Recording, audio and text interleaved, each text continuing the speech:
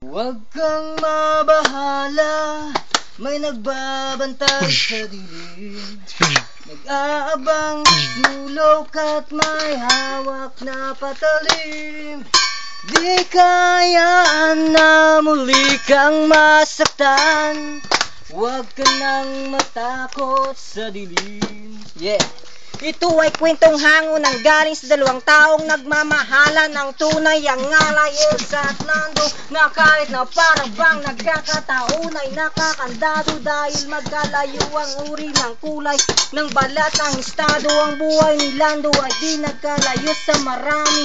Sinunog ang araw ng kulay ng balat, nagkagalo ng pawis ang kanyang naidilig sa lupa, upang ang gutom ay di pa nasuklian pa ng luha, habang ang babaeng kanyang minamaalay sa gana. Ngunit kabilang sa pamilya na di naalintangan maging kapwa-tao sa tulad niyang duka, pero gayon pa may patuloy ang pagmamahalan na pinula ng pag-ibig. Huwag kang mabahala, may nagbabantay sa dilim. Mag-aabang sa sulok at may hawak na patalim. Di ka hayaan na muli kang masaktan. Huwag ka nang matakot sa dilim. Yeah. Na kahit anumang ang bagay na ipilit niya lang, sino mang walang makapigil sa pagakbang ng mga paang nais marating ang ligaya. Niyayang magtanan din agad-tubili na sumama, hawak ang pangarap, pangako sa isa't isa. Hindi nagkalayo-layo na muhay na may kaba, dahil alam nila sa bawat isang nakaraan ang pagmamahalan ng tanging lang sinasandalan. Wala na silang bagay pa na hiling, kundi isang pamilya sa loob na apat na dingding, at isang bumbong na maaring tawaging tahanan. Bakit may kabinatang pangit nga kailangan daanan pa? Huwag kang mabahala, may nagbabantay sa dilim. Aabang sa sulok at may hawak na patalim.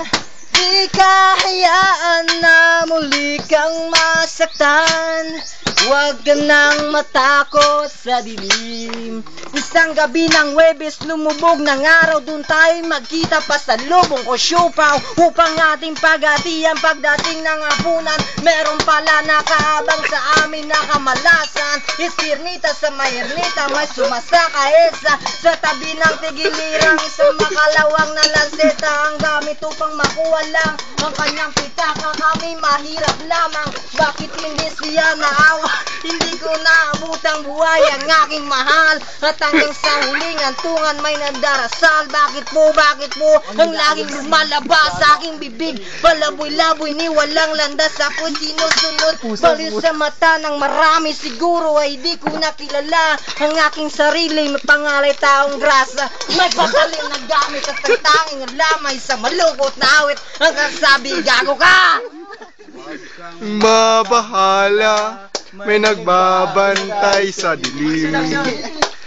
Aabang sa sulok at may hawak na patalim. Di ka na hayaan na muli pang masaktan. Huwag kang mangmahakot sa dilim. Yeah, 1, 2, 3, Pose. Amo na yan mga tao.